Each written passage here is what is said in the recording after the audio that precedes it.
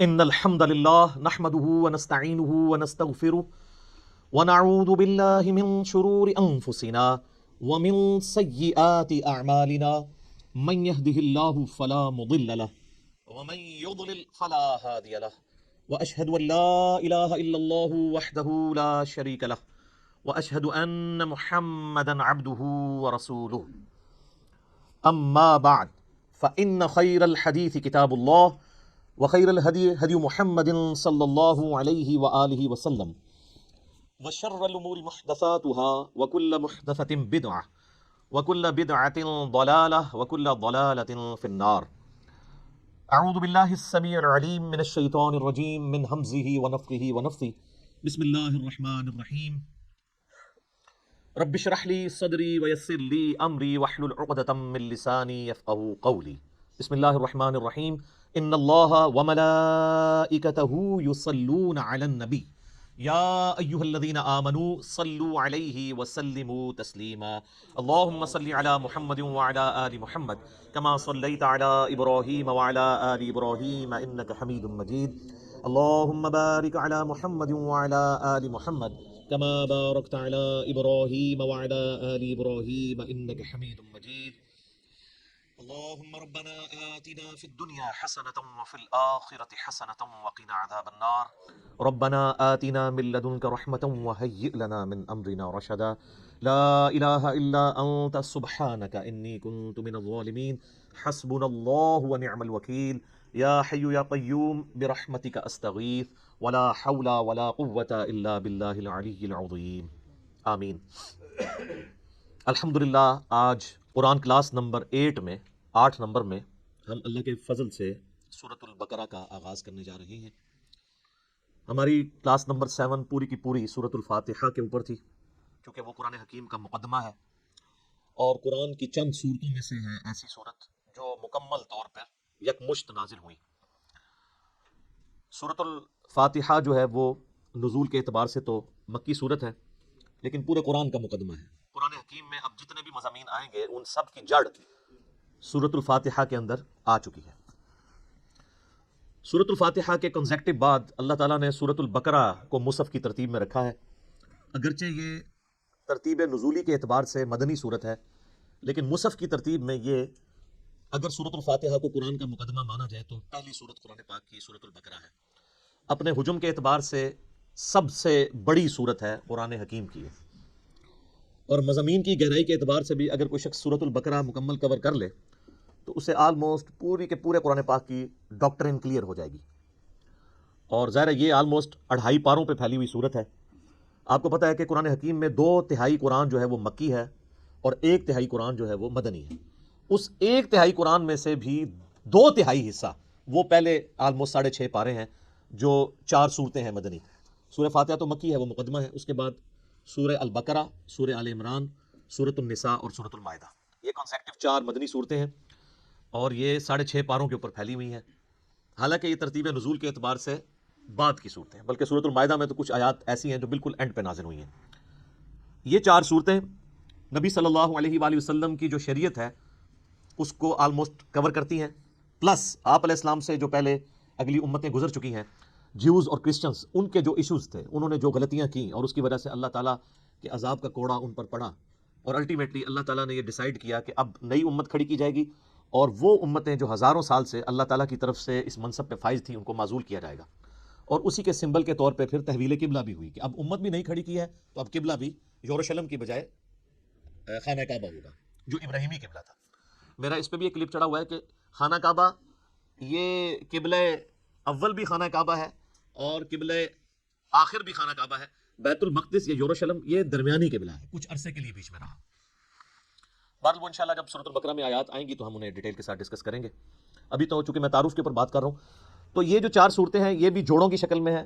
پہلا جوڑا سورہ البقرہ اور سورہ آل عمران کا ہے. سورہ البقرہ مینلی جیوز کے ساتھ، یہودیوں کے ساتھ ڈیل کرتی ہے، اور سورہ آل عمران کرسچنز کے ساتھ. چونکہ وہ بھی اہل کتاب بھی ایک جوڑا تھا تو اس جوڑے کو اس اعتبار سے ایڈریس کیا گیا. اس سے اگلی جو 2 صورتیں ہیں سورہ النساء اور سورۃ المائدہ، اس میں بھی اہل کتاب سے بھی اور مشرکین عرب سے بھی اور ساتھ ہی ساتھ جو جوز اور کرسچنز میں جو خرابیاں تھیں ان کو بھی ایڈریس کیا گیا ہے. اور پلس اللہ تعالیٰ نے جو پرانی شریعت تھی اس کے کچھ احکامات اسی طریقے سے پروسیڈ کروائے اور کچھ احکامات نئے نازل فرمائے شریعت محمدیہ صلی اللہ علیہ وآلہ وسلم کے اعتبار سے. لہٰذا ہم یہ کہہ سکتے ہیں کہ یہ جو 4 صورتیں ہیں یہ شریعت محمدیہ صلی اللہ علیہ وآلہ وسلم کو کور کرتی ہیں، پلس جو سابقہ امتیں ہیں جیوز اور کرسچنز ان کے ساتھ ڈیل کرتی ہیں، ان کے جرائم کی لسٹ ہے. اور یہی حکمت ہے اس کے اندر کہ یہ صورتیں آغاز میں اس لیے رکھی گئیں تاکہ چونکہ اکثر مسلمان نسلی ہونے تھے تو نسلاً جو مسلمان ہیں جن کے ماں باپ مسلمان ہیں جب وہ قرآن پڑھیں تو ان کو یہ پتہ چلے کہ اس امت سے پہلے بھی اللہ کی لاڈلی امتیں گزری ہیں، لیکن جب انہوں نے وقت کے پیغمبر کی دعوت کو پس پش ڈال دیا، کتابوں کو پس پش ڈال دیا، تو اللہ تعالیٰ نے پھر ان کا یہ لحاظ نہیں کیا کہ یہ لاڈلی امتیں ہیں، ان میں 3 کتابیں نازل ہوئی ہیں، تورات، زبور، انجیل، اور سینکڑوں صحائف نازل ہوئے ہیں اور ہزاروں پیغمبر آئے ہیں. اللہ تعالیٰ نے انہیں معزول کر کے نئی امت کھڑی کر دی. تو اگر تم بھی ویسا ہی کرو گے تو تمہارے ساتھ بھی ویسا ہی ہوگا. اور اس پہ جو سورۃ البقرہ کے پہلے 4 رکوع تو چونکہ قرآن حکیم کی پوری دعوت کا خلاصہ ہے، اور اس کے بعد جو اگلے 9 رکوع ہیں وہ بنی اسرائیل کے اوپر اللہ تعالیٰ نے فرد جرم عائد کی ہے، ان کی یعنی جو جرائم ہے ان کو بیان کیا ہے. پھر اس کے بعد 7 یونیورسل ٹروتھ، ہر جرم کے بعد ایک آفاقی حقیقت اللہ نے بیان کی ہے کہ یہ میرا رول ہے، جب کوئی بھی کوئی یوں کرے گا میں اس کے ساتھ ایسا ہی کروں گا. وہ 7 یونیورسل ٹروتھ بھی انشاءاللہ سورۃ البقرہ کے اندر آئیں گے. لیکن یہ جو پہلے 4 رکوع ہیں یہ پورے قرآن کی دعوت کا خلاصہ ہے. پہلے 4 رکوع اگر کور کریں گے تو پھر آپ کو ساری کی ساری اس کتاب کا جو اسلوب ہے یہ کس طریقے سے گفتگو کرتی ہے وہ سمجھ آ جائے گا. تو چونکہ اکثر نسلی مسلمان تھے اس لیے یہ شروع میں صورتیں ہیں، اگرچہ ترتیب نزول کے اعتبار سے یہ مدنی ہے. پلس جو سابقہ امتیں ہیں ان میں بھی آپ دیکھ رہے ہیں اس وقت کرسچنز آلموسٹ 2.25 ارب کے قریب ہیں. ان کے لیے تو انٹرسٹ سورۃ الانعام میں یا سورۃ الواقعہ میں یا سورۃ الاعراف میں اس طریقے سے نہیں ہے جو انٹرسٹ ان کا سورۃ البقرہ اور سورہ آل عمران میں ہے، کیونکہ وہ ان کے معاملات کو مینلی ڈیل کر رہی ہے. تو اس لیے یہ صورتیں اللہ تعالیٰ نے بڑی حکمت کے ساتھ شروع میں رکھی ہیں. اور یہ یاد رکھیے گا یہ اس وقت جو ہمارے پاس مصحف موجود ہے اپنے نزول کی ترتیب کے اعتبار سے تو ایسا نہیں ہے، لیکن اللہ کے پاس لوح محفوظ میں اسی ترتیب سے ہے، اور اسی ترتیب سے نبی الاسلام نے جو دورہ کیا قرآن کا حضرت جبرائیل کے ساتھ، جو میں نے تعارف قرآن میں 6 لیکچر دے دیے ہیں وہ آپ سن سکتے ہیں. تو یہ نبی الاسلام نے مصحف خود لکھوایا اسی ترتیب کے ساتھ. میرے بھائیو، سورۃ البقرہ اور سورہ آل عمران جوڑا ہے، اور قرآن حکیم کی آلموسٹ ساری صورتیں ہی اکا دکا کے سوا جوڑے کی شکل میں ہیں. یہ ٹروتھ جو ہے سب سے پہلے ریویل کیا ہے حمید الدین فراہی رحمہ اللہ تعالیٰ نے، جن کو فوت ہوئے آلموسٹ 100 سال گزرے ہوں گے. ڈاکٹر اسرار صاحب کے بھی آپ سمجھ لیں دادا استاد، غامدی صاحب کے بھی دادا استاد، جو امین احسن اصلاحی صاحب تھے جو غامدی صاحب اور ڈاکٹر اسرار صاحب کے مشترکہ استاد ہیں، ان کے وہ استاد تھے. انہوں نے یہ ٹروتھ ریویل کیا اور یہ حقیقت ان پہ اللہ تعالیٰ نے کھولی. ظاہر ہے قرآن کبھی بھی پرانا نہیں ہوگا کہ قرآن حکیم کی صورتیں جوڑوں کی شکل میں. اور انہوں نے کوئی اس کو انوینٹ نہیں کیا، بلکہ انہوں نے احادیث پہ جب تفکر کیا، پھر قرآن پاک کی آیات دیکھی تو ان کو آئیڈیا ہوا کہ واقعی تو جوڑوں کی شکل میں ہے. صورتوں کو اگر آپ کریٹیکلی واچ کریں، سورۃ الفلق اور سورۃ الناس یہ ایک جوڑا ہے. حدیث میں بھی المعوذتین، 2 پناہ دینے والی صورتیں ان کو کہا گیا. اور انسان میں بھی مرد و عورت کا جوڑا جو ہوتا ہے وہ ایک دوسرے کا ریسیپروکل ہوتا ہے، لیکن ایک مشترکہ چیز کی اچیومنٹ کے لیے وہ جوڑا جو ہے یعنی اولاد کی پیدائش کا ذریعہ دونوں کو بنایا گیا. سورۃ الفلق اور سورۃ الناس بڑا پرفیکٹ جوڑا ہے. سورۃ الفلق میں ان چیزوں کے شر کے اگینسٹ اللہ کی پناہ مانگی گئی ہے جو باہر سے حملہ آور ہوتی ہیں، اور سورۃ الناس میں ان چیزوں کے شر کے اگینسٹ پناہ مانگی گئی ہے جو داخلی ہیں، جو اندر سے حملہ آور ہوتی ہیں. تو یہ دونوں چیزیں انپورٹنٹ ہیں، باہر سے حملہ ہونے والی خارجی چیزیں اور داخلی چیزیں. جوڑا ہے. سورہ بقرہ سورہ آل عمران بھی جوڑا ہے، سورۃ البقرہ میں جیوز اور سورہ آل عمران میں کرسچنز. اور اس کا اشارہ بھی موجود ہے صحیح مسلم کے اندر. نبی صلی اللہ علیہ وآلہ وسلم نے فرمایا کہ قرآن حکیم کی تلاوت کیا کرو، قرآن اپنے پڑھنے والے کے لیے سفارش کرے گا. اور پھر آپ نے بالخصوص فرمایا کہ سورۃ البقرہ اور سورہ آل عمران یہ قیامت والے دن 2 پرندوں اور 2 بادلوں کی شکل میں چمکتے ہوئے، الزہراوین کے الفاظ ہیں، 2 چمکتے ہوئے بادلوں کی شکل میں ظاہر ہوں گی اور اللہ تعالیٰ سے جھگڑا کریں گی اس شخص کے حق میں جو ان کی تلاوت کیا کرتا تھا. یہ صحیح مسلم الفاظ ہیں. اور آپ علیہ السلام نے فرمایا کہ اپنے گھروں میں اس کی تلاوت کرو، جادوگر سورہ بقرہ کو نہیں پہنچ سکتے. اور صحیح مسلم شریف میں حدیث ہے کہ جس گھر میں سورہ البقرہ کی تلاوت کی جاتی ہے وہاں سے شیطان بھاگ جاتا ہے، شیاطین بھاگ جاتے ہیں. اور یعنی یہ جادوگروں کے اگینسٹ، شیاطین کے اگینسٹ یہ سورۃ البقرہ جو ہے یہ بڑی پرفیکٹ صورت ہے. اس کے علاوہ بھی یعنی بخاری مسلم میں آپ کو اس کے کئی ایک فضائل مل جائیں گے. میں نے آلریڈی مسئلہ نمبر 112 ABC 3 لیکچر جو ہیں وہ قرآن حکیم کی 12 صورتوں کے فضائل کے اوپر ریکارڈ کروا دیا ہے. جسے شوق ہو تو وہ ان لیکچرز کو دیکھ لے. اور مسلم شریف کے یہ بھی الفاظ ہیں کہ نبی الاسلام نے فرمایا کہ سورہ البقرہ کو پڑھنا برکت ہے اور اسے چھوڑ دینا حسرت ہے. اس کے اندر وہ فضائل ہیں کہ وہ کوئی محروم شخص ہی اس سے محروم رہے گا. بخاری مسلم میں ایک اور حدیث ہے، سیدنا اسید بن حضیر رضی اللہ تعالیٰ عنہ کہتے ہیں کہ ایک رات میں سورہ بقرہ کی تلاوت کر رہا تھا تو میرے پاس ایک گھوڑا میرا بندھا ہوا تھا تو اس نے بدکنا شروع کر دیا. تو میں نے تلاوت روک دی تو وہ بالکل سٹیبل ہو گیا. پھر میں نے تلاوت شروع کی, وہ بھی دیکھنا شروع ہو گیا, حتیٰ کہ وہ کہتے ہیں میرا ایک چھوٹا سا بیٹا جو پاس ہی لیٹا ہوا تھا یحییٰ, مجھے خطرہ ہوا کہ یہ گھوڑا اس پہ نہ چڑھ دوڑے اتنا بد کے. میں نے پھر تلاوت روک دی تو میں بڑا پریشان ہوا کہ یہ سورہ البقرہ کی تلاوت کرنے سے یہ اس طرح کے افیکٹ کیوں آ رہے ہیں. یہ صحیح مسلم میں بھی ہے, بخاری میں بھی حدیث ہے. تو کہتے ہیں میں نے بائی چانس ہی جب نگاہ اٹھا کے دیکھا تو مجھے اپنے اوپر ایک بہت بڑا بادل نظر آیا جس میں کئی ایک چراغ روشن تھے, بیسیکلی وہ فرشتے تھے. اور جب میں تلاوت شروع کرتا تھا وہ بادل نیچے آ جاتا تھا اور اس کی وجہ سے گھوڑا بھی دکھتا تھا. تو صبح کے وقت میں نے نبی علیہ السلام سے جب یہ واقعہ بیان کیا تو آپ علیہ السلام نے فرمایا وہ فرشتے تھے جو تمہاری تلاوت سننے کے لیے آئے تھے, اور اگر تم یہ تلاوت جاری رکھتے تو وہ زمین پہ بھی اتر آتے اور عام لوگ بھی ان کو دیکھ لیتے. اچھا, یہ ایکسپیرینس اب نہیں ہوں گے. اس طرح کے ایکسپیرینسز نبی علیہ السلام کے ہمارے دور میں اس لیے ہوتے تھے کہ اللہ تعالیٰ ایک نئی امت کھڑی کر رہا تھا. صحیح بخاری میں حدیث ہے, عبداللہ ابن مسعود کہتے ہیں کہ ہم نے نبی علیہ السلام کے ساتھ اس حال میں کھانا کھایا ہے کہ ہم جب لقمہ توڑ کے منہ میں ڈالنے لگتے تو ہم اس کی تسبیح کی آواز بھی سنا کرتے تھے. آپ ذرا امیجن کریں کہ آپ جناب کھانا کھاتے ہیں نوالا آپ کے ہاتھ میں اور اس میں سے آواز آ رہی ہو سبحان اللہ وبحمدہ سبحان اللہ العظیم. اب یہ ایکسپیرینسز جو ہیں وہ صحابہ کرام کو اس لیے ہوتے تھے کہ اللہ تعالیٰ نے ان میں ایمان کوٹ کوٹ کے بھرنا تھا, وہ نئی امت کھڑی کی تھی سر. اس لیے پھر ان کا پیشن آپ نے دیکھا نا کہ بڑی تھوڑی سی جماعت کے ساتھ انہوں نے دنیا کی سپر پاورز الٹ کے رکھ دی ہیں. ان کو ایک لمحے کے لیے بھی شک نہیں ہوا تھا کہ ہم جو ہے وہ کسی غلط دعوت کو لے کے چل رہے ہیں. اسی لیے تو ان کا کانفیڈنس لیول عروج کے اوپر تھا. تو جب وہ اتنے دلیر لوگ جب ٹکراتے تھے تو سامنے لوگ تو ان کا مقابلہ نہیں کر سکتے تھے. سیدنا خالد بن ولید یعنی ان کی مبارک عادت تھی, جب بھی میدان جنگ میں جاتے تھے تو اپنے مخالف کمانڈر کو یہ خط لکھا کرتے تھے کہ میں ایسی فوج تم سے لڑانے کے لیے لے کے آیا ہوں کہ جتنا تمہیں عورتوں سے اور شراب سے شغف ہے نا, اس سے زیادہ وہ اپنی موت کو عزیز رکھتے ہیں, کیونکہ ان کے لیے ایک جنت استقبال کر رہی ہے. قرآن میں جب آیا کہ بڑھو اس جنت کی طرف جس کی چوڑائی زمین و آسمان کے فاصلے کے برابر ہے, سورۃ الحدید میں, تو سر پھر یہی کچھ ہی ہوگا. تو ایسی قوم کا مقابلہ کون کر سکتا تھا؟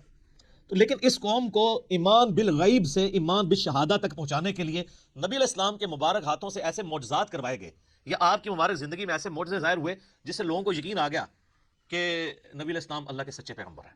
بخاری مسلم میں کتنی حدیثیں ہیں آپ کی مبارک انگلیوں سے پانی کے چشمے جاری ہوتے ہوئے صحابہ کرام نے دیکھے.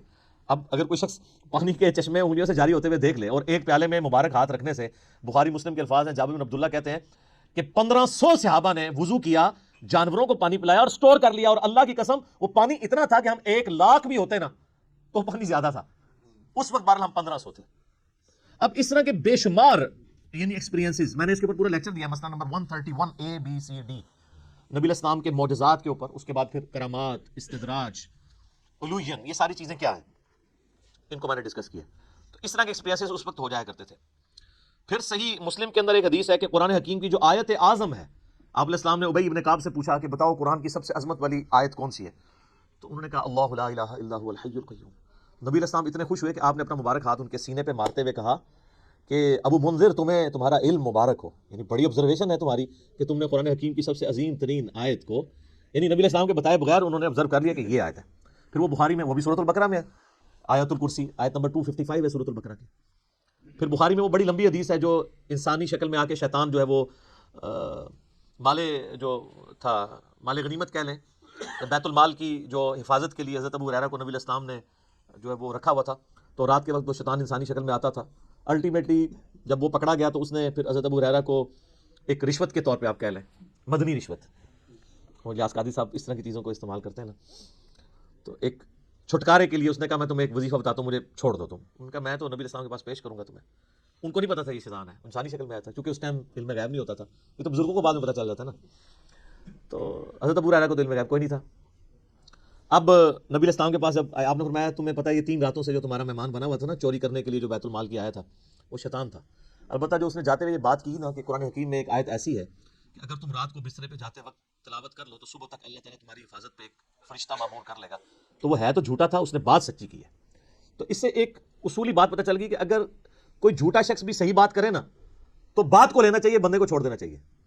یہاں حالت یہ ہے کہ کوئی بندہ جو ہے وہ بات کرتا ہے تو کہتے ہیں اس کی داڑھی پوری نہیں ہے تو ہم اس کی بات نہیں مانیں گے, یہ ہمارے فرقے کا نہیں ہے ہم اس کی بات نہیں مانیں گے. وہ یہ دیکھو بات کیا کر رہا ہے, یہ نہ دیکھو بات کون کر رہا ہے. یہ نبی علیہ السلام نے ہمیں تعلیم دی ہے, اور مولویوں کی کامیابی کا راز یہی ہے کہ وہ اس حدیث کے اوپر عمل نہیں کرنے دیتے. وہ فوراً ڈکلیئر کرتے ہیں یہ تو بدعتی ہے, یہ تو گمراہ ہے, یہ رافضی ہے, یہ ناسبی ہے, یہ خارجی ہے, یہ بد مذہب ہے, اس سے بچنا ہے. تو سب سے بڑا بد مذہب اس روئے عرض میں اگر کوئی ہو سکتا ہے تو شیطان ہی ہو سکتا ہے نا, اور کنفرم جہنمی اگر کوئی ہو سکتا ہے تو شیطان ہے. تو نبی صلی اللہ علیہ وسلم ہے جھوٹا, بات سچی ہے. تو شیطان اگر سچی بات کرے تو لے لے, تو اگر آپ ہمیں شیطانی سمجھتے ہیں تو تب بھی آپ بات دیکھیں. اب وہ بات آپ کے خلاف ہے تو یہ اسی طریقے سے ہے کہ انگریز آپ کو آ کے کہے کہ جی سورہ بقرہ کی آیت نمبر 279 میں اللہ تعالیٰ نے ڈکلیئر کیا ہے اس شخص کو اللہ اور اس کے رسول کی جنگ ہے اس کے خلاف جو سود کھاتا ہے. آپ کہیں جی چونکہ تو انگریز ہے اس لیے میں یہ بات نہیں مانتا. تو وہ آپ انگریز کا انکار کر رہے ہوں گے یا قرآن کا؟ تو آپ کو یہ دیکھنا ہے کہ کتاب و سنت کی دلیل اس نے کیا پیش کی ہے. کیونکہ اگر آپ یہ قدغن لگا دیں گے تو پھر سر جو آپ اپنی پبلک پہ قدغن لگا رہے ہیں نا، تو لگانے والوں کو بھی گمراہ ڈکلیئر کیا ہوا ہے دوسرے فرقے والوں نے. پھر وہ بھی بالکل ٹھیک ہے. بریلوی پھر بالکل ٹھیک ہے کہ اہل حدیث کی بات نہیں سننی چاہیے، کیونکہ اہل حدیث جو کہہ رہے ہیں کہ بریلویوں کی بات نہیں سننی چاہیے. پھر سنی بالکل ٹھیک ہے کہ شیعہ کی بات نہیں سننی چاہیے، کیونکہ شیعہ بھی کہہ رہے ہیں کہ سنیوں کی بات نہیں سننی چاہیے. تو اس امام میں سارے کے سارے ہی ننگے ہیں. تو آیت اعظم قرآن حکیم کی صحیح مسلم کی حدیث کے تحت آیت الکرسی وہ بھی سورۃ البقرہ کا حصہ ہے. پھر صحیح مسلم میں ایک حدیث ہے، حضرت جبرائیل علیہ السلام نبی علیہ السلام کے پاس بیٹھے ہوئے تھے تو اچانک آواز سنی انہوں نے، تو آسمان کی طرف سر اٹھایا تو کہا یا رسول اللہ صلی اللہ علیہ وآلہ وسلم، آج آسمان کا وہ دروازہ کھلا ہے جو آج سے پہلے نہیں کھلا، اور اس آسمان سے ایک فرشتہ نازل ہوا ہے جو یہ میرے پاس کھڑا ہے، آپ کو سلام عرض کر رہا ہے، اور یہ اللہ کی طرف سے خاص خبر لے کے آیا ہے. تو پھر اس نے بتایا کہ اللہ تعالیٰ کی طرف سے آپ کو 2 نوروں کی بشارت ہو جو آپ سے پہلے کسی پیغمبر کو نہیں دیے گئے. نمبر 1 سورۃ الفاتحہ، اور نمبر 2 سورۃ البقرہ کی آخری 2 آیات، آمن الرسول بما انزل الیہ من ربہ والمؤمنون. اور صحیح بخاری اور مسلم دونوں میں حدیث ہے کہ جو یہ رات کے وقت سورہ البقرہ کی آخری 2 آیات پڑھ لے گا تو اس میں جو کچھ اس نے اپنے رب سے مانگا ہے اس کو عطا کر دیا جائے گا. وہ تجدید ایمان ہے، ٹھیک ہے، اس میں سب کچھ ایمانیات ہیں، پھر دعائیں ہیں اللہ سے. اس لیے ہم نے اپنے صبح شام کے اذکار کارڈ، بلو کارڈ کے اوپر یہ وظیفے کے طور پہ لکھا ہوا ہے. بہت لمبے وظائف نہیں کر سکتا، کم از کم سورہ بقرہ کی آخری 2 آیات زبانی یاد کر لے اور پڑھتے رہیں گے تو زبانی یاد ہو جائیں گی. تو وہ بھی سورہ بقرہ کے یعنی فضائل کے اندر ہی وہ ساری کی ساری چیزیں آتی ہیں. باقی اس پہ بولا جائے تو یہ وقت یعنی کافی زیادہ درکار ہے. بنیادی گفتگو کرنا اس لیے ضروری ہوتی ہے، بعض کے لیے انٹرسٹ کا باعث ہوتا ہے، جس طرح بعض لوگوں کے لیے یہ بڑا انٹرسٹ ہوتا ہے کہ یہ سورت مکی ہے مدنی ہے. تو یہ بھی کوئی پیٹ نہیں ہے. کئی صورتیں ہیں جن میں اختلاف ہے مکی اور مدنی ہونے میں، کئی پہ ڈیفینیٹلی ہے. جس طرح کہ اب یہ سورہ بقرہ یہ ڈیفینیٹلی مدنی صورت ہے، پھر اس میں ایسی آیات بھی آئیں گی جو مدینہ شریف سے تعلق رکھنے والے واقعات ہیں. ٹھیک ہے، تو سورت کے اسلوب کو سمجھنے کے لیے اگر کوئی انٹرسٹ کے طور پہ چاہتا ہے، بہرحال اس سے کوئی فرق نہیں پڑتا وہ مکی ہے مدنی ہے. اصل چیز ہے قرآن کا کانٹیکسٹ قرآن کے اندر کلیئر ہے. تو آپ یہ دیکھیں، اب اپنے مصحف کھول لیں آپ. سورۃ البقرہ جو ہے مدنی صورت ہے اور اس میں 286 آیات ہیں. اعوذ باللہ من الشیطان الرجیم، بسم اللہ الرحمن الرحیم. الف لام میم.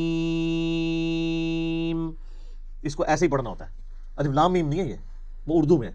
عربی میں سے ایسے ہی پڑھنا ہوگا، 3 سے 5 الف تک کھینچنا ہوگا، لام کو بھی اور میم کو بھی. اور لام اور میم چونکہ اس کا جنکشن ہے تو میم کے اوپر تشدید بھی ہے، غنہ بھی ہو رہا ہوگا اس اعتبار سے کہ میم کی آواز. تو یہ حروف مقطعات ہیں. اس کے اوپر بڑے لوگوں نے تب آزمائی کی ہے، بڑی کوششیں کی ہیں، سنیوں میں بھی شیعہ کے اندر بھی. ہمارے قریبی دوست ہیں شیعہ عالم دین ہیں ثاقب اکبر صاحب، جو ملی یکجہتی کونسل کے سیکٹری بھی ہیں. انہوں نے ایک پوری کتاب لکھی ہے حروف مقطعات کے اوپر. انہوں نے سارے اقوال جو اہل سنت کے ہاں بھی تھے، اہل تشیع کے ہاں بھی تھے، ان سب کے سب اقوال کو جمع کیا ہے. الٹیمیٹلی رزلٹ یہ ہے کہ یہ اللہ اور اس کے نبی علیہ السلام کے درمیان جو ہے کوڈ ورڈز ہیں، اور کچھ الفاظ کو تو ہم قرآن حکیم کی روح سے ان کا مطلب بھی جان سکتے ہیں. اور عربی میں اس وقت عربی لنگوسٹک کے اندر مستعمل تھا اس طرح کے کوڈ ورڈز یوز کرنا. تو اس لیے کبھی بھی مشرکین عرب نے اس کے اوپر اعتراض نہیں کیا کہ یہ اس کا مطلب بتایا جائے ہمیں، کیونکہ ان کے بھی کوڈ ورڈز چلتے تھے.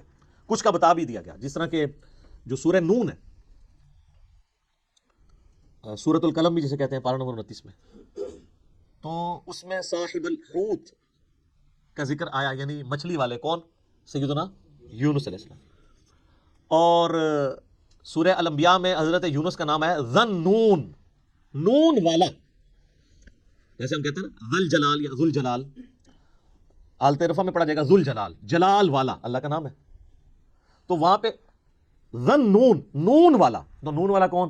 وہ سورہ القلم میں، اس میں آغاز ہی کس سے آتا ہے؟ نون والقلم وما یسطرون.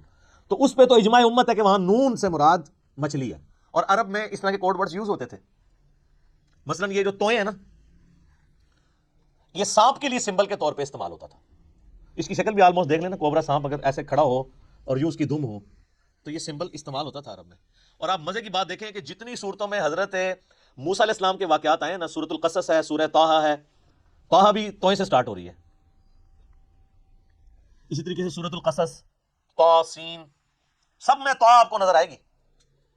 تو اس اعتبار سے کسی حد تک آئیڈیا، لیکن چونکہ یہ انٹرسٹ کی چیزیں ہیں، اس سے کوئی قرآن پاک کی تعلیمات میں فرق نہیں پڑتا. سورہ ال عمران کی آیت نمبر 7 ہے کہ محکمات ہیں اور متشابہات ہیں. محکمات جو ہیں وہ کتاب کی اصل ہے، ان کے پر توجہ دو.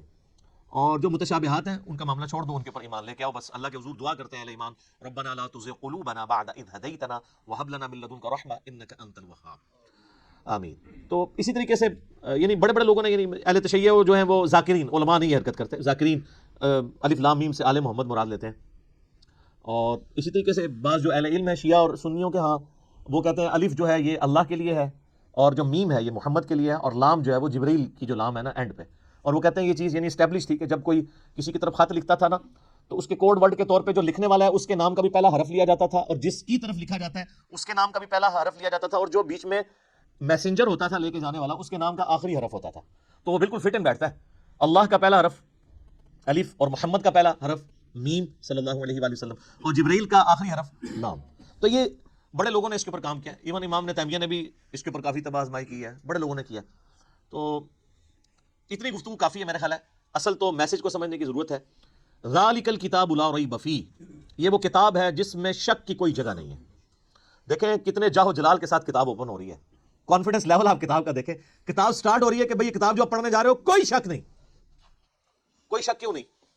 اس کی وجہ یہ کہ اس کتاب کے اندر جو کانفیڈنس اور جو سچائیاں بیان ہوئی ہیں نا وہ اپنا آپ منوا لیتی ہیں، اور اس میں یہ بھی امپلائڈ تھا کہ جو سابقہ امتیں ہیں نا جیوز اور کرسچنز، ان کو اس میں کوئی شک نہیں ہے، جس طرح کہ سورہ الانعام میں آتا ہے کہ نبی علیہ السلام کو ایسے پہچانتے ہیں جس طرح اپنے بیٹوں کو، اور سورۃ الاعراف میں آتا ہے کہ یہ اس نبی کو، نبی امی کو اپنے اندر پا رہے ہیں جس کی صفات وہ تورات اور انجیل کے اندر پڑھتے تھے، یعنی یہ کتاب کوئی شک نہیں ہے کہ یہ وہی کتاب ہے، مراد یہ کہ یہ وہی کتاب ہے جس کی پروفیسیز تورات اور انجیل کے اندر موجود تھی، کوئی شک نہیں ہے۔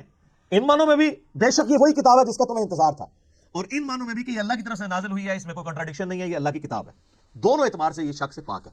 جو سورہ النساء کی آیت نمبر 82 میں بھی آگے چل کے آئے گا کہ اگر قرآن کسی اور کی طرف سے آتا اللہ کے سوا تو تم اس میں بڑا اختلاف کثیر پاتے، یعنی اس کی آیات آپس میں ٹکرا رہی ہوتی، ایک مضمون کچھ اور کہہ رہا ہوتا، دوسرا اس کے بالکل اپوزٹ، تو اتنی موٹی کتاب بغیر ٹکراؤ کے یہ اللہ کا کلام ہے۔ اور پھر اس کا جو کانفیڈنس لیول ہے نا یہ کئی لوگوں کو بڑا اپیل کرتا ہے۔ یہ عبد الرحیم گرین جو ہے نا مسلمان ہوئے ہیں نا، جو اس وقت انگلینڈ کے اندر بہت بڑے ایک مسلمان سکالر ہیں، وہ ایسا بندہ ہے کہ یعنی اس وقت جتنے لوگ مسلمان ہوئے ہیں نا بڑے ہائی ٹیر پہ لوگ، ان میں اس طرح کا بندہ کوئی نہیں ہے۔ یوسف ایسٹس اگر ہیں تو یوسف ایسٹس جو تھے امریکن یعنی پروٹیسٹنٹ ایک پریسٹ تھے، مسلمان ہوئے، لیکن یہ جو عبد الرحیم گرین ہے نا اس نے دنیا کے سارے مذاہب پریکٹیکلی پھرے ہیں، 4 سال تک بدھسٹ بھی رہے ہیں، کرسچن بھی رہے ہیں، سارے مذاہب پھر کے اینڈ پہ یہ اسلام کی طرف آئے ہیں۔ آپ ان کی لائف سٹوری بھی انگلش میں رکھی ہوئی ہے جو انہوں نے سنائی ہے۔ تو وہ عبد الرحیم گرین کہتے ہیں کہ جب مجھے قرآن یعنی جب میں نے پڑھنا شروع کیا نا تو میں یعنی قرآن پاک کے کانفیڈنس سے بڑا متاثر ہوا کہ یہ بڑے یعنی پیشن کے ساتھ بات کرتا ہے، نمبر 1۔ نمبر 2 وہ کہتا ہے قرآن میں اس طرح کا ربط نہیں ہے جو انسانی کتابوں میں ہوتا ہے، کیونکہ قرآن کا سٹائل خطبے کا ہے جو میں پہلے ایڈریس کر چکا ہوں۔ یہی بات اس نے جوشوا نے بھی کی، جس کا پچھلے دن ہم نے کلپ بھی چڑھایا تھا، how Bible lead me to accept Islam. تو وہ بھی یہ کہتے ہیں قرآن کا جو کانفیڈنس ہے نا کہ ایسا کرو تو کامیاب ہو، ایسے نہیں کرو گے تو یہ ہو جائے گا۔ آپ یقین کریں دنیا میں سخت سے سخت طبیعت والے بندے کی کتاب اٹھائیں نا اس میں آپ کو وہ اعتماد اور وہ پیشن نظر نہیں آئے گا جو کتاب اللہ کے اندر آپ کو نظر آتا ہے۔ یہ خدا الہ مالک رب ہی اپنی مخلوق سے اس طریقے سے بات کر سکتا ہے، انسان جتنا مرضی بڑا ہو جائے وہ اس طریقے سے گفتگو کر ہی نہیں سکتا، چاہے بھی تو نہیں کر سکتا۔ یہ اس کتاب کے اندر زور ہے۔ لا ریب فیہ ھدی للمتقین، اگر فی ہی کو آپ آگے ملا لیں، لا ریب پہ آپ وقف کر لیں تو پھر یہ معنی بنے گا کوئی شک کی جگہ نہیں ہے۔ فی ہی ھدی للمتقین، اس میں ہدایت ہے پرہیزگاروں کے لیے، فی کو پیچھے کر لیتا بھی معنی میں کوئی فرق نہیں پڑتا۔ ھدی للمتقین، یہ قرآن ہدایت ہے ان لوگوں کے لیے جو ڈر جائیں۔ یہ ترجمہ اصل ترجمہ ہے اس کا۔ وقار عربی میں کہتے ہیں نا بچنے کو۔ اچھا ہم جب کہتے ہیں نا قرآن میں ہدایت ہے پرہیزگاروں کے لیے، یہ ترجمہ کر رہے ہوتے ہیں۔ اچھا تو جو نان پرہیزگار ہیں ان کے لیے ہدایت کہاں ہے؟ سوال ہے نا۔ تو اس کا معنی غلط کیا گیا؟ اس کا ترجمہ مولانا مودودی رحمہ اللہ تعالیٰ نے بالکل ٹھیک کیا کہ یہ کتاب ہدایت ہے ان لوگوں کے لیے جو ڈر جائیں، چاہے وہ کافر ہے، چاہے مسلمان ہے، چاہے گناہ گار ہے، چاہے نیکوکار ہے۔ کہیں نیکوکار ہے پرہیزگار ہے لیکن ہر الٹا کام کر رہے ہیں کیونکہ وہ متقی نہیں ہے۔ پرہیزگار یعنی جو آپ نے لائسنس رکھے ہوئے ہیں، داڑھی، شلوار ٹخنوں سے اوپر، تسبیح، ٹوپی، یہ لائسنس ہی ہے نا کسی کی پرہیزگاری کا۔ آج دنیا میں کسی کو جج کرنے کا طریقہ کیا ہوتا ہے؟ بڑا نیک ہے، وہ کیا دیکھ رہے ہوتے ہیں؟ یہی کچھ دیکھ رہے ہوتے ہیں، گیٹ اپ۔ حالانکہ تقویٰ تو ادھر ہوتا ہے، وہ تو اللہ کو پتہ ہے ریاکاری کے لیے کر رہا ہے، دکھلاوے کے لیے کر رہا ہے، کس لیے کر رہا ہے۔ بہرحال جو دنیا کے لائسنس ہیں ان میں جو پرہیزگار ہیں ان میں سے کئی لوگ ہیں جو متقی نہیں ہیں۔ تو ھدی للمتقین، یہ ہدایت ہے ان کے لیے جو ڈر جائیں، جو بھی ڈر جائے اس کو لیے قرآن کے اندر ہدایت ہے، اور جو نہ ڈرے اس کے لیے قرآن میں کوئی ہدایت نہیں۔ یہ بڑی خطرناک بات ہے. قرآن سٹارٹ اس سے لے رہا ہے کہ قرآن میں ہدایت اس کے لیے ہے جو ڈر جائے, اور جو نہیں ڈرے گا کوئی ہدایت نہیں. آگے چل کے آئے گا شہر رمضان الذی انزل فیہ القرآن ھدی للناس وبینات من الہدی والفرقان. رمضان کا مہینہ وہ ہے جس میں قرآن نازل ہوا ھدی للناس, پوری انسانیت کے لیے ہدایت ہے. وہاں تو متقی کا بھی ذکر نہیں آیا, پوری انسانیت چاہے کافر ہے چاہے مسلمان ہے. وبینات من الہدی, اور اس میں ہدایت کے بڑے بڑے روشن دلائل ہیں, والفرقان, اور حق اور باطل میں تمیز کرنے والی کتاب ہے یہ. اچھا یہ الفرقان نبی الاسلام بھی ہے, صحیح بخاری میں حدیث ہے محمد فرق بین الناس, محمد صلی اللہ علیہ وآلہ وسلم لوگوں میں حق اور باطل میں فرق ہے. یہ کتاب بھی الفرقان ہے. تو ھدی للمتقین, ان کے لیے ہدایت ہے جو ڈر جائیں. اس کا کیا مطلب ہے کہ جو شخص زندگی میں غور و تفکر کے بعد اس رزلٹ پہ پہنچے کہ مجھے میری مرضی کے بغیر کسی نے پیدا کیا اور اس نے اس فیس آف ارتھ میں مجھے پٹ کر دیا, اور یہ میری آبزرویشن ہے کہ سب لوگوں نے مرنا ہے, تو اگر سب لوگوں نے مر جانا ہے تو مر کے کس اگلی ایسی زندگی میں جانا ہے. اگر کسی کے بنائے سے ہم بنے ہیں تو پھر جس نے بنایا ہے اس کو رسپانس نہ کیا تو مرنے کے بعد جب اس کے سامنے پیشی ہوگی مرنے کے بعد تو کہیں شرمندگی نہ اٹھانی پڑے. جب یہ تصور کسی بھی انسان کے دماغ میں آ جائے, اس کا دل اس تصور کی گواہی دے دے, تو وہ فوراً ڈر جائے گا, یار مجھے کس نے پیدا کیا, میرے تو ماں باپ کو بھی نہیں پتا کہ مجھے کس نے پیدا کیا, وہ خود کیسے پیدا ہوئے. تو الٹیمیٹلی ایک خدا کا تصور آتا ہے نا, وہ اللہ جس نے ہماری مرضی کے بغیر ہمیں پیدا کیا, وہ ہمارے ساتھ کچھ بھی کر جائے ہمیں کو بچا نہیں سکتا.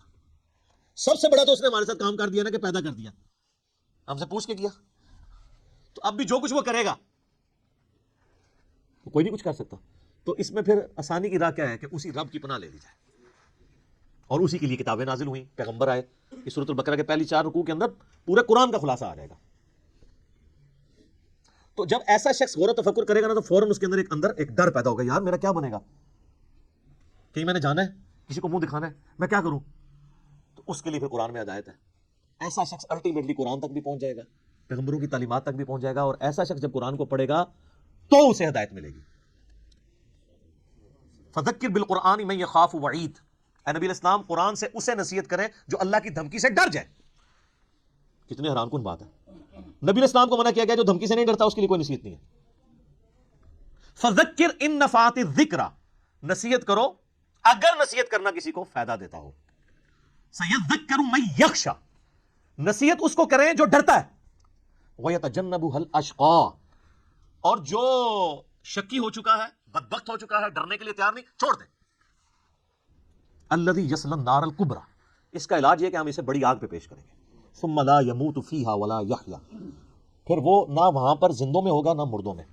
قد افلح من تزکا, بے شک کامیاب وہ ہوا جس نے اپنے نفس کا تزکیہ کر لیا, پاکیزگی کی روش اختیار کر لی. وذکر اسم ربہ فصلی, اور اپنے رب کا نام لے کر نماز قائم کی, نماز پڑھی. آپ دیکھیں کہ سورہ الاعلی, اس کو آپ پورے کے پورے یعنی ایک جو اللہ کی دعوت ہے اس کو کیا کرتی ہے, بل تؤثرون الحیات الدنیا, لیکن تمہارا اصل مرض یہ ہے کہ تم دنیا کی زندگی کو ترجیح دیتے ہو. والآخرۃ خیر لک من الاولی, والآخرۃ خیر وابقی, جبکہ آخرت جو ہے وہ بہتر بھی ہے اور باقی بھی رہنے والی. ان ھذا لفی الصحف الاولی, یہی ایک یونیورسل ٹروتھ اور کانٹے کی اصل بات تھی جو قرآن سے پہلے صحیفوں میں بھی نازل ہوئی تھی. صحف ابراہیم و موسیٰ, چاہے وہ ابراہیم کے صحائف ہوں چاہے موسیٰ علیہ السلام کے صحائف, ایک ہی کانٹے کی بات تھی. کیا؟ بل تؤثرون الحیات الدنیا والآخرۃ خیر وابقی. اب یہ بھی اللہ اکبر. الذین یؤمنون بالغیب, وہ ڈر جانے والے لوگ کون ہیں, ان کی نشانی آئی ہے کہ وہ غیب پر ایمان رکھتے ہیں. غیب کہتے ہیں انسین چیز کو. جو غیب پر ایمان نہیں رکھتا اس کے لیے قرآن میں کوئی ہدایت نہیں ہے. اچھا غیب پہ سب نے ایمان رکھا ہوا ہے, لیکن جب ان سے پوچھیں گے تو پتا چلے گا واقعی رکھا ہوا ہے. کسی بھی شخص سے اگر آپ پوچھیں کہ یہ جو دنیا کا سارا نظام چل رہا ہے ایک بڑا سسٹمیٹک وے سے چل رہا ہے, یہ آرگنائزڈ ہے. اب تو جس طرح سائنس نے ترقی کی ہے, پہلے تو وہ زمانہ تھا لوگ کہتے تھے مٹی سے خود بخود ڈڈو بن کے نکل آتے ہیں, نہ اس وقت لوگوں کو ڈی این اے اسٹرکچر کا پتا تھا نہ جینز کا. اب تو لوگ کہتے ہیں نا جی نہ جناب یہ تو پاسبل ہی نہیں ہے, زمین و آسمان کی ساری مخلوقات مل کے مٹی سے ڈڈو نہیں بنا سکتی, یہ بنانے سے بن رہا ہے, انڈے میں سے چوزا بنانے سے نکل رہا ہے. تو یہ اتنے آرگنائز چیز ہے. وہ کہتے ہیں نہیں جی کوئی ایک سپریم بینگ یا کوئی سپر نیچرل ایجنسی ہے جس نے ہر چیز کو ایک ٹریک کے اوپر چڑھایا ہوا ہے کہ ایک بیج بوتے ہیں 6 ارب گنا بڑا درخت بن جاتا ہے. اس بیج کے اندر جو زندگی ہے پھر اس کے اندر کس طریقے سے وہ پرفارم کرتا ہے, پتے، پھر پھول نکلتے ہیں، پھر پھل بنتا ہے، پانی کے ذریعے کیا کچھ ہو رہا ہے. یعنی ایک تو ایک ٹاپک ہے، اس پہ گھنٹوں بولا جا سکتا ہے. یہ ساری جو فزیکل فنامنا آف نیچر ہے، قانون قدرت ہے، جب ان کو آبزرو کرتے ہیں نا تو غیب پہ سارے ایمان رکھے ہیں کہ نہیں یار کوئی چلا رہا ہے. پوچھے کدھر، کہتے ہیں ہمیں نظر نہیں آ رہا، لیکن وہ ایسا باطن ہے کہ اس سے زیادہ ظاہر کوئی نہیں ہے، اور ایسا ظاہر ہے کہ اس سے زیادہ باطن کوئی نہیں ہے. اللہ اپنی قدرتوں سے کتنا ظاہر ہے، لیکن سب سے پوشیدہ ہے. تو یہ سب کچھ غائب کی طرف انسان کو لے جاتا ہے. تو وہ یقین کیے ہوئے ہیں ڈر جانے والے لوگ کہ یار کسی کے کرنے سے ہو رہا ہے. یہ جو ہارمنی ہے یونیورس کے اندر، سر اب جو کچھ ہمیں پتا چل رہا ہے سائنس کی برکت سے، تو انسان پریشان ہو جاتا ہے کہ یہ نظام چل رہا کیسے ہے. میں آپ کو صرف یہ بتاتا ہوں کہ سائنٹسٹ کہتے ہیں کہ اس کائنات میں اتنا بیلنس ہے کہ اگر ایک بال پوائنٹ کو اس کی نوک پہ کھڑا کر دیا جائے، یہ پاسبل ہے کہ نوک پہ کھڑا ہو جائے؟ بہت ہی زیادہ کچھ سوفسٹیکیٹڈ بیلنس ہو تو یہ پاسبل ہے. اور یہ 1 ارب سال یوں کھڑی رہے، گرے نا. اس سے زیادہ بیلنس جو ہے نا وہ اس کائنات میں، اور یہ balance millions of fine tunings کے ساتھ چل رہا ہے. ایک ایک فائن ٹیون اگر خراب ہو جائے نظام نہیں چل سکتا. یعنی پانی کو اگر آپ دیکھیں تو پانی کی جتنی پراپرٹیز ہیں، کیمیکل پراپرٹیز، فزیکل پراپرٹیز، ہر ایک ایک فائن ٹیون ہے. اس کی گریوٹی ڈسٹرب ہو جائے ختم. یہ فضا کے اندر جو آکسیجن اور نائٹروجن کی مقدار ہے، نائٹروجن زیادہ ہو جائے یا آکسیجن کم ہو جائے، کوئی زندہ رہ سکتا ہے؟ یہ بھی ایک فائن ٹیوننگ ہے. سورج کا زمین سے فاصلہ، یہ بھی فائن ٹیوننگ ہے. پھر سورج اور زمین کے درمیان جو اللہ تعالیٰ نے لیئرز رکھی ہیں، 99.99% ہارمفل ریز ہیں سورج کی، وہ نیچے آتی نہیں ہے، راستے میں ریپیل ہو جاتی ہیں. کچھ اگر کراس بھی کرتی ہیں ارتھ میگنیٹک فیلڈ کی وجہ سے ریپیل ہو جاتی ہیں، اور صرف وہی آتی ہیں. سر سائنٹسٹ کہتے ہیں کہ یہ میریکل پلانٹ بنایا گیا اس لیے کہ یہاں پہ زمین پہ انسانیت کو آباد کیا جائے. وہ کہتے ہیں یہ پلان کے بغیر ہو ہی نہیں سکتا، اس کو لائف کے لیے، لائف ایگزسٹ کرنے کے لیے فیزیبل بنایا گیا. وہ کہتے ہیں سپریم بینگ یا مدر نیچر، کوئی بھی نام دے دیں، الٹیمیٹلی غیب پہ سب کے سب لوگ ایمان رکھتے ہیں. تو سر جب وہ اس طرح کے غیب پر ایمان رکھنے والے لوگ ہوں گے تو پھر الٹیمیٹلی ان کے اندر ایک کوالٹی پیدا ہو جائے گی کہ وہ اس گاڈ کو رسپانس کریں گے. وہ کہیں گے بس سب کچھ پھر تو ہی تو ہے، تیرے لیے سب کچھ ہونا چاہیے. تو وہ اگلی بات ہے، وَيُقِيمُونَ الصَّلَاةَ، نماز قائم رکھتے ہیں. پھر وہ نماز پڑھتے نہیں ہیں، نماز پڑھنے والے بہت ہیں، قائم رکھنے والے بہت تھوڑے ہیں.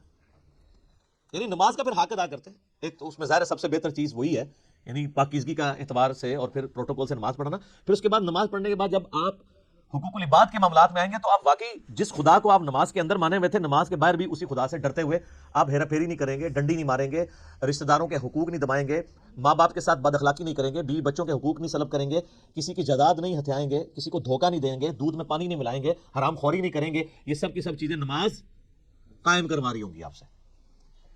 تو نماز قائم کرتے ہیں. اور یہ جو الصلاۃ ہے نا جی، اس کا ترجمہ ویسے انگلش میں لوگ پریئر کر دیتے ہیں. پریئر اپروپریٹ ٹرانسلیشن بن ہی نہیں سکتی الصلاۃ کی. اردو میں ہم یا فارسی میں نماز کہتے ہیں. الصلاۃ بیسیکلی ورشپ ہے. ہم اللہ کی پریئر نہیں کرتے ہیں، ورشپ بھی کرتے ہیں پلس پریئر. نماز پریئر تو ہوتی ہے دعائیں، جس طرح کرسچن آپ دیکھیں اپنے گرجوں میں جا کے میوزک کے ساتھ بھی دعائیں کر رہے ہوتے ہیں، وہ صرف پریئر ہے، وہ نماز نہیں پڑھ رہے ہوتے. ہم نماز پڑھتے ہیں صلاۃ، جس میں پریئر بھی ہوتی ہے اور ورشپ. ورشپ ہوتی ہے کہ آپ جس کو اپنا الہ مانے ہوئے اس کے سامنے پوسچرز بناتے ہیں. تو ہم اپنے خدا کے سامنے پوسچرز بناتے ہیں نا، قیام کی حالت میں کھڑے ہوتے ہیں، اس طرح بھی پوسچر بناتے ہیں، ایسے بھی پوسچر بناتے ہیں، چاہے وہ ربنا لک الحمد کے بعد بنا لیں یا قیام میں بنا لیں، پوسچر یہ بھی ایک بناتے ہیں ارسال الیدین والا. پھر گھٹنے پہ ہاتھ رکھ کے رکوع کی حالت میں اللہ کے سامنے پوسچر بناتے ہیں. پھر الٹیمیٹلی اپنا ماتھا زمین پہ رکھ کے پوسچر بناتے ہیں. پھر بیٹھ کے پوسچر بناتے ہیں. یہ سارے کے سارے جو پوسچرز ہیں ہماری ادائیں ہیں، اور پھر ہر ادا کے اندر ہم اذکار بھی کر رہے ہوتے ہیں، پریئرز بھی کر رہے ہوتے ہیں. تو پریئر پلس پوسچرز یہ مل کے ورشپ اور عبادت اور صلاح بنتی ہے. وَمِمَّا رَزَقْنَاهُمْ يُنْفِقُونَ، اور وہ خرچ کرتے ہیں اس رزق میں سے جو ہم نے ان کو دیا تھا. کیا بات ہے! ساتھ ہی کہہ دیا کہ اگر کر رہے ہو تو کسی کو اکڑ نہ آ جائے، دیا بھی ہمارا ہوا ہے. اور اس میں یہ چیز بھی امپلائڈ ہے کہ جو شخص گاڈ کانشیسنس رکھے گا، تقویٰ رکھتا ہوگا نا، وہ جیب ضرور ڈھیلی کرے گا. انسان جیب وہیں ڈھیلی کرتا ہے، پیسہ وہیں پہ خرچ کرتا ہے جہاں اس کا کوئی مفاد ہو. اب جس کا یہ یقین ہی نہیں ہے کہ اللہ تعالیٰ نے مجھے یہ مال خرچ کیا ہوا واپس لوٹانا ہے 700 گنا یا اس سے بھی بڑھ کے قیامت والے دن، وہ تو نہیں جیب ڈھیلی کرے گا. تو قرآن میں آیا کہ اپنے دیے ہوئے مال میں سے جو اللہ نے تمہیں دیا ہے خرچ کرو. لیکن ہم لوگ لوگوں کے دیے ہوئے مال میں سے خرچ نہیں کرتے، اپنے اوپر لگاتے. یہ کچھ ہو رہا ہے. کتنے لوگ ہیں، ایک امام مسجد صاحب تھے، ان کا فون آیا ایک دفعہ اکیڈمی میں، کئی سال پہلے کی بات ہے. کہتے ہیں اس آیت نے میری زندگی بدلی ہے. کہتے ہیں میں نے جب قرآن ترجمے سے پڑھنا شروع کیا نا، تو میں جب اس آیت پہ پہنچا تو ادھر ہی میں رک گیا. میں نے کہا میں تو لوگوں کے دیے ہوئے مال کو اپنے اوپر خرچ کر رہا ہوں. تو قرآن تو کہتا ہے کہ وہ ہمارے دیے مال میں سے اللہ کی راہ میں خرچ کرتے ہیں. کہتے ہیں اس دن میں نے طے کیا کہ میں نے کوئی تنخواہ نہیں لینی, فی سبیل اللہ نمازیں اور قرآن لوگوں کو پڑھانا ہے, اور جو میں نے اپنا کوئی میں نے سورس آف انکم مینیج کیا میں اس میں سے نکال کے اللہ کی راہ میں. یہاں آپ دیکھ لیں علماء کتنی لگژریس لائف انجوائے کر رہے ہیں, اور نام لیتے ہیں جو بیت المال سے تو خلفائے راشدین کا خلیفہ بھی وظیفہ آتا تھا. خلفائے راشدین کا وظیفہ یہ آتا تھا کہ آپ جناب لینڈ روور گاڑیاں خریدیں اور 4 پیچھے وہ باڈی گارڈ بٹھائیں جو ایک وقت میں 2 کلو چھوٹا گوشت کھا جاتے ہیں. سر خلفائے راشدین تو سوکھی کھانے والے تھے. ایک عام مہاجر کا جو وظیفہ تھا وہ خلفائے راشدین کا لگا ہوا تھا. ہم نہیں کہتے امام مسجد کی تنخواہ حرام ہے, ہم کہتے ہیں پھر سبسسٹنس لیول پہ آخرت بھی لینی ہے, دوویں جانے مٹھے باہو نہ آخرت لینی ہے تو پھر آپ کو دنیا کا کمپرومائز کرنا پڑے گا. سبسسٹنس لیول پہ بالکل ٹھیک ہے, ہم کبھی بھی اسے کنڈم نہیں کرتے. میں جو مولویوں کے چندے اور قربانی کی کھالوں کی مخالفت کرتا ہوں نا, اس سے مراد کبھی بھی میرا یہ نہیں ہے. میں تو شروع سے یہ کہہ رہا ہوں کہ جو دین کے لیے وقف ہے ان کی جو فائنانس ہے وہ باقی مسلمانوں کا کام ارینج کریں. میں اختلاف یہ کرتا ہوں کہ اس کے اوپر یہ جدادیں جو بنا رہے ہیں جو لگژریس لائف گزار رہے ہیں. اسلام آباد میں ہزاروں امام مسجد آپ کو ایسے مل جائیں گے, چلیں ہزاروں میں ایگزیجریشن ہو جائے گی, سینکڑوں کہ جو سائیکل پہ آئے تھے آج انہوں نے ہونڈا سیوک رکھی ہوئی ہے, 7 ڈرائیور بھی رکھے ہوئے, ان کی کوئی فیکٹری نہیں ہے, کوئی دکان نہیں ہے. اللہ کا فضل ہے, اللہ کا فضل یہ ہے کہ ایک مسجد پہ وہ قبضہ کرتے ہیں. اسلام آباد میں تو یہ حالت ہے نا, ابھی اجاڑ زمین پڑی ہوئی ہوتی ہے, سی ڈی اے سے لوکیٹ کراتے ہیں کدھر مسجد بننی ہے, وہاں جا کے وہ ایک چھوٹا سا کمرہ ہو, ہمیں بھی ترس آ رہا ہوتا ہے یار کتنی مشکل ہے. اور نہ پائی بڑی بڑی انویسٹمنٹ کر رہے ہیں, دنیا نے کوئی انویسٹمنٹ کا مقابلہ نہیں کر دی. اجاڑ میں جا کے ایک چھوٹا سا کچا سا کمرہ بنا کے بیٹھ جاتے ہیں, ایک چھوٹا سا وضو خانہ ہوتا ہے, پرانے سے لوٹے, ایک باتھ روم, وہ بھی ٹین کا بنا ہوا. لیکن سر 5-6 سال جب گزرتے ہیں وہاں پہ ایک عالی شان مسجد ہوتی ہے اور ایک بہت بہترین قسم کی رہائش ہوتی ہے, جو اگر اسلام آباد میں آپ کو لینی پڑ جائے تو 40-50 ہزار روپیہ اس رہائش کا کرایہ ہوگا, وہ اس مولوی صاحب کی فری ہوتی ہے. اور ایون اس کے اندر جو بل آ رہے ہیں وہ بھی مسجد انتظامیہ دے رہی ہوتی ہے. لاکھ روپے کا ایک ایوریج پیکج وہ لے رہا ہوتا ہے. تنخواہ جو ہے وہ تو ویسے ہی ہوتی ہے نا چونگا. اور اس کے علاوہ جو جمعے کی نماز کے بعد جو لوگ ویسے وہ مٹھی میں رکھ کے چلے جاتے ہیں وہ لادہ سے, ٹھیک ہے نا. تو یعنی ایک پورا ایک سسٹم ہے جو اس کے اوپر چل رہا ہے. تو ہم کہتے ہیں سبسسٹنس لیول کے اوپر لائف گزاریں. پھر آپ نام لیں خلفائے راشدین کا, لیکن اچھا آپ کو واقعات تو سنائیں گے کہ حضرت عمر سے پوچھ لیا جی وہ کرتا کیسے سلوایا آپ نے, تو یہ جو واقعہ سنا رہے ہیں اسی سے وہاں کھڑے ہو کے سر آپ نے یہ گاڑی کہاں سے لی ہے, تو اس کے وہ دہشت گرد قسم کے مریدین آپ کو پکڑ لیں گے کہ آپ کو تمیز نہیں بات کرنے کی. یعنی اس کا مطلب ہے یہ سیدنا عمر سے بھی بڑا اپنے آپ کو سمجھتے ہیں. دیکھیں نا, تو پھر ہمیں واقعات کیوں سناتے ہیں آپ اگر خود آپ عمل نہیں کرتے. تو اللہ کے دیے مال میں سے اس کی راہ میں خرچ کرتے ہیں. بخاری مسلم میں حدیث ہے, انسان کہتا ہے میرا مال میرا مال میرا مال, اور تیرا مال تو نبی علیہ السلام فرمایا وہ ہے جو تو نے کھا لیا یا پہن کے بوسیدہ کر لیا یا اللہ کی راہ میں خرچ کر کے قیامت والے دن کے لیے سٹور کر لیا اللہ کے ڈیوائن بینک میں. باقی تو تیرے ورثہ کا مال ہے.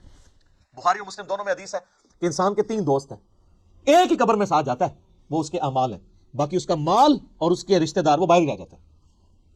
تو جس نے ساتھ جانا ہے اس کے ساتھ پہ پکی یاری لگانی چاہیے نا. اللہ اکبر.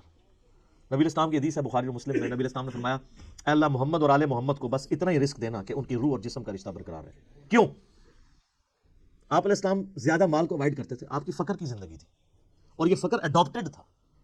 اما عائشہ کہتی ہیں خیبر کے بعد تو وسعت ہو گئی تھی لیکن حضور کی وفات تک ہماری حالت ہے. بخاری مسلم دونوں میں حدیث ہے.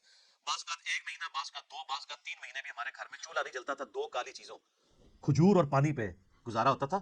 اور کھجور بھی کوئی پیٹیاں یا ٹوکرے نہیں, 2 کھجوریں صبح اور 2 شام کو بس, اور 1 میٹھا پانی کا پیالہ صبح اور 1 شام کو. یہ ٹوٹل رزق تھا. میٹھا پانی اس وقت ایک ایشو تھا, دور سے باہر کے لانا پڑتا تھا. اور اس میں مجھے بتایا حضور کی بیویاں حضور سے شکایت نہ کرتی تو کیا کرتی, لیکن جب شکایت کی سورۃ العذاب میں اللہ تعالیٰ نے ڈانٹ پلائی, ایسی ڈانٹ پلائی کہ یہاں تک کہا کہ نبی ان کو کہو کہ میں تمہیں مال دے کے چھوڑ دیتا ہوں. ہائے ہائے ہائے. اور حضور آئے, بخاری مسلم کے الفاظ ہیں, کہ عائشہ جاؤ اپنے باپ سے مشورہ کرنا کر لو, اللہ نے تو مجھے کہہ دیا اگر تم اس طرح ہی فقر کی زندگی گزارنا چاہتی ہو میرے ساتھ رہو, تو ادروائز میں تمہیں چھوڑ دیتا ہوں مال دے کے. انہوں نے کہا میں اللہ اس کا رسول اور آخرت کو چاہتی ہوں. وہ قرآن میں یہ آیا تھا اگر تم اللہ اس کے رسول اور آخرت کو چاہتی ہو تو پھر اسی طریقے سے نبی کے ساتھ گزارا کرو. تو آپ کی بیویاں اگر آپ کے ساتھ غصہ کھائیں نا تو صبر کیا کریں. نبی کی بیویاں, نبی کی تربیت یافتہ بیویاں, ان کے ساتھ اگر یہ معاملہ ہو سکتا ہے تو ہماری بیویاں تو پھر ان سے بہت دور ہیں. تو یہ فقر کی زندگی نبی علیہ السلام کی اسی لیے اڈاپٹڈ تھی. والذین یؤمنون بما انزل الیک, اے نبی علیہ السلام وہ لوگ ہیں جو ایمان لاتے ہیں اس پر جو آپ کی طرف نازل ہوا, وما انزل من قبلک, اور اس پر بھی جو آپ سے پہلے نازل ہوا. اچھا ادھر یہ نہیں آیا کہ اور اس پر بھی جو آپ کے بعد نازل ہوگا, اس کا مطلب ہے کہ نبوت ختم ہو چکی ہے. وبالآخرۃ ہم یوقنون, اور آخرت کی زندگی کے اوپر وہ یقین رکھتے ہیں. سر دیکھیں, کتابوں پر ایمان لاتے ہیں اور آخرت پر کیوں؟ آخرت پہ ایمان لانا کافی نہیں ہے، یقین ہونا ضروری ہے. یقین نہیں ہوگا آپ کا قبلہ درست نہیں ہوگا. یقین کو آپ اسی طریقے سے سمجھ لیں کہ اگر آپ کو کہیں کہے نا کہ یار استری گرم استری کو اگر ہاتھ لگ جائے نا تو ہاتھ جل جاتا ہے، اور کسی کا جلا ہوا ہاتھ دکھا بھی دیا جائے تو صرف ایمان ہی ہوگا یہ آپ کا، کیونکہ آپ نے خود جلتے ہوئے نہیں دیکھا.